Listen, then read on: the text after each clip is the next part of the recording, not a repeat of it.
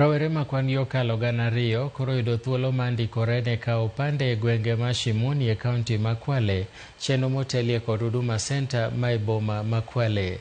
Gie kindego jodak ma gwengego noyudo thuolo mandikore ne chenro mamoko kaka okumba manyien mar thieth mar SHA, obok mang'ik nyuol kod chudo ne jogo ma hikgi oniang'.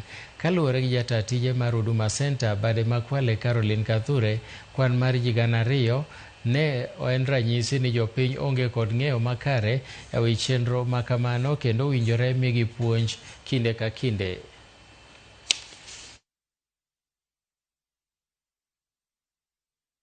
Kwa sababu wengi huwa wanapata changamoto ya kufika kwa ofisi zetu kwa sababu ya mambo ya nauli, especially watu ambao wanavuka kutoka Wasini kukuja kwenda hadi Kidimu, wanapata hiyo changamoto ya usafiri na wafike huko na lazima wakuja na mzazi.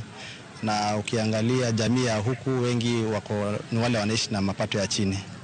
So if the government can have a way of supporting the ministries to have many outreach to serve the customers or the mwananchi at the ground level, it will be a nice step, a very positive one. Changamoto kubwa ambayo tumeona kwa wananchi wetu ni kwa sababu hizi huduma zinapatikana mbali. Na tukaona sisi kama CBO tulete hizi huduma karibu. Tukaongea na wenzetu wa Huduma Center na wakakubali kusimama na sisi na wakasema kwamba tutajumuika pamoja, mnapofanya sehemu yenu na sisi tunafanya yetu, yote ni kwa ajili ya kufanikisha maisha ya jamii.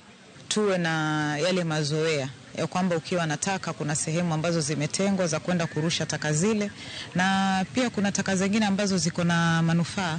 Wengine chupa za plastiki, wengine wanazitumia kuzisafisha tena, kuuzia bidhaa zingine.